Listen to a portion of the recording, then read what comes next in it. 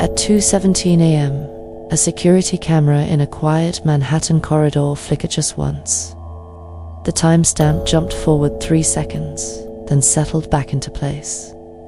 In that tiny gap, someone passed the lens. No face, no footsteps, just a blur of motion. Where a person should have been. Minutes later, a phone left on a marble counter lit up with a single missed call. No voicemail. The kind of call you make when you're too scared to speak. The building went back to sleep, but something about that silence felt wrong, like the hallway itself was holding its breath. I didn't know any of this yet. All I knew was that a man with too many powerful friends was suddenly gone, and the city reacted the way it always does when a story is inconvenient. It shrugged. Headlines blinked on and off. Names were whispered and then buried under fresher noise. But when you sit with the quiet long enough, the quiet starts talking back. And when it does, it doesn't sound like relief. It sounds like a door closing from the inside.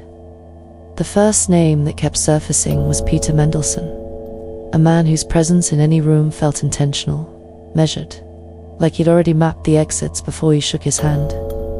The second was Jeffrey Epstein, whose shadow stretched across continents, touching people who swore they'd only brushed past it.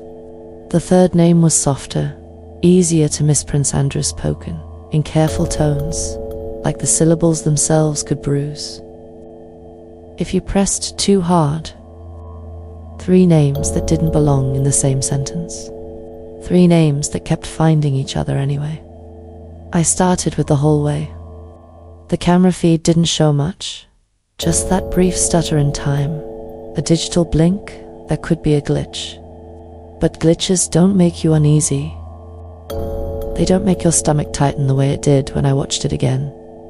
Slower, frame by frame, noticing the light change on the floor, the faint shift in shadow where someone should have been. The building manager said the system had never failed before. The technician shrugged and said, systems fail all the time. The truth lived somewhere between their shoulders, and neither of them wanted to carry it. The man who vanished had a habit of leaving phones behind. Not by accident. He liked the way people panicked when they couldn't reach him, liked the ripple effect of unanswered calls. That night, his phone was clean. No outgoing messages, no angry texts, just that one missed call that came from a blocked number and never tried again. I imagined the person on the other end, thumb hovering over the screen, choosing silence over sound. Choosing to let the moment pass, because sometimes letting a moment pass is safer than explaining it. People who knew him said he was careful with rooms, careful with doors, careful with who stood too close. He wasn't paranoid, he was practiced. The kind of man who'd been warned without ever being told what the warning was. The kind who learned to read faces and reflections. The night he disappeared, the elevator logs showed nothing unusual. No extra stops, no delays. Just a smooth descent into the city that swallowed him whole. The city is good at that. It doesn't leave fingerprints.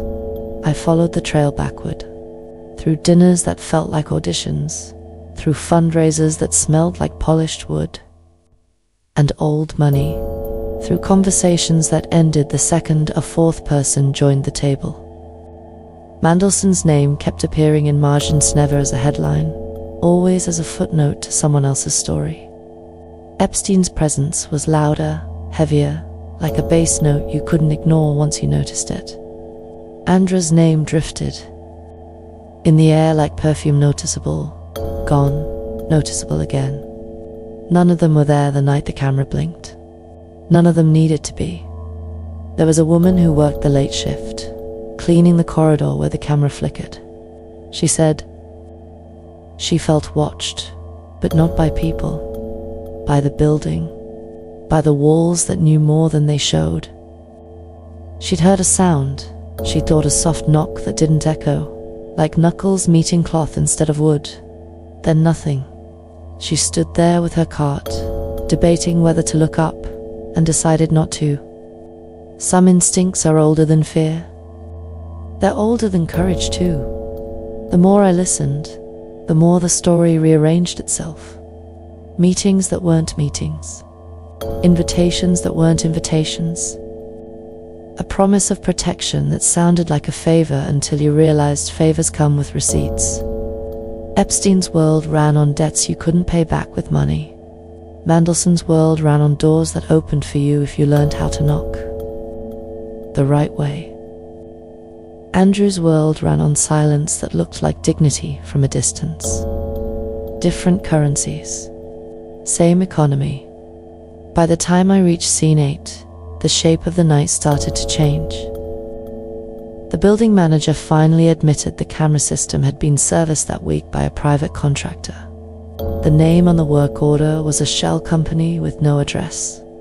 The technician who shrugged had quit the next morning, left no forwarding number. And the blocked call. It pinged off a tower, miles away, one that served a private residence, where the lights never turned on unless someone important was inside. It wasn't coincidence anymore. It was choreography. The twist wasn't that someone had been there. It was that someone had arranged not to be seen. The glitch wasn't an error, it was a pause. A tiny, intentional breath in the timeline. In that breath, a decision was made. Not to kill, not to save. To move. To relocate a problem the way you move furniture when guests are coming over. The man didn't vanish into the night. He was escorted out of it. And the truth, when it finally landed, was quieter than the rumors. No hidden tunnels. No dramatic struggle. Just a door opened by someone who knew which key to use. A corridor that blinked at the wrong moment. A car that didn't stop where cameras could see it. Mandelson's role wasn't muscle. It was timing. Epstein's wasn't present. It was leverage. Andrew's wasn't action.